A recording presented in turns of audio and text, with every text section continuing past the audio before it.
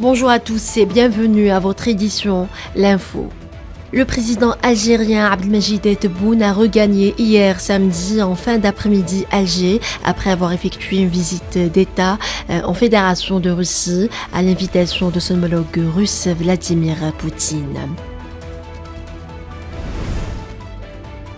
Lors d'un entretien accordé à la chaîne russe RT, diffusé vendredi soir dans le cadre de la visite d'État effectuée par le président de la République algérienne en Fédération de Russie, le président directeur général du groupe Sonatrach, Toufiq Hakkar, a annoncé qu'il sera procédé en 2028 à l'exploitation de 2 gisements d'hydrocarbures au sud-est de Hassi Messaoud en partenariat avec la société russe Gazprom, faisant état d'un investissement d'environ $1 milliard.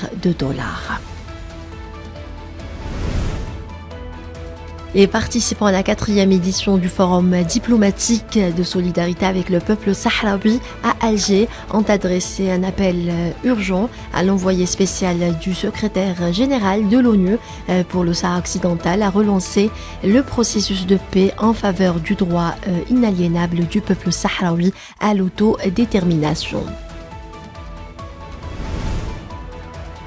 Au moins 41 personnes ont été tuées, majoritairement des étudiants, dans un raid mené dans la nuit de vendredi à samedi par des terroristes contre un lycée dans l'ouest de l'Ouganda, la pire attaque de ce type dans le pays depuis des années.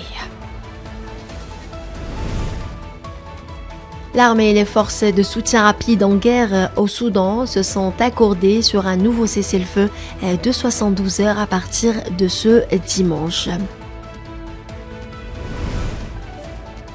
Une dizaine de civils ont été tués lors d'une attaque de terroristes présumée dans l'ouest du Burkina Faso, ont indiqué des sources sécuritaires et locales.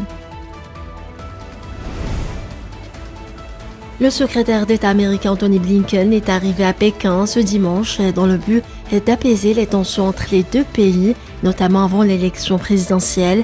La visite du diplomate américain durera 2 jours. Voilà, c'est la fin de ce flash. Merci de l'avoir suivi.